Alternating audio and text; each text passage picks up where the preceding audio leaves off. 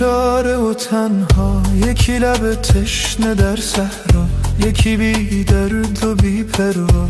عجب دنیاست این دنیا.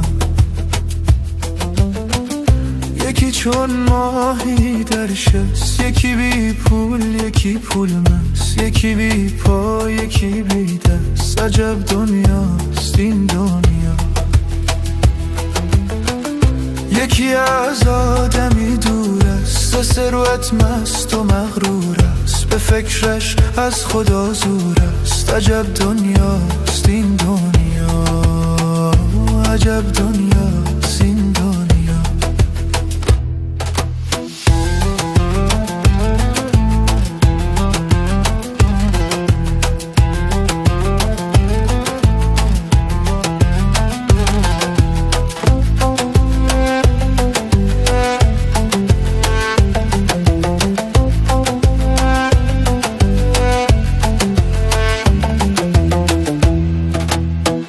یکی در قید زندان است، اعمالش پشیمان است، دلش لبریز ارمان است. عجب دنیاست این دنیا.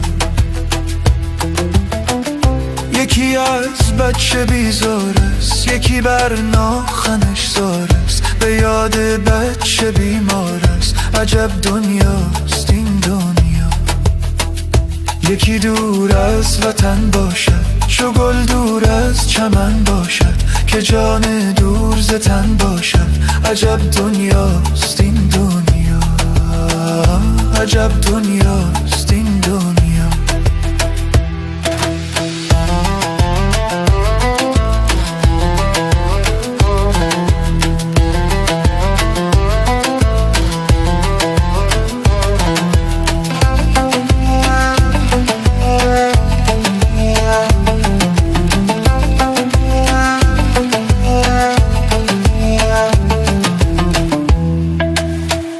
یکی بی دین و ایمان است، به خدمت کار شیطان است، پی آزار انسان است. عجب دنیاست این دنیا. یکی ازش دیوانه، میان مردم افسانه، یکی بی کوی و بی خانه. عجب دنیاست این دنیا. یکی امید به زن داره، یکی یاد و وطن دارد، یکی فکر کفن دارد. عجب دنیاست این دنیا. یکی امید به زن دارد، یکی فکر کفن دارد، یکی یاد وطن دارد. عجب دنیاست این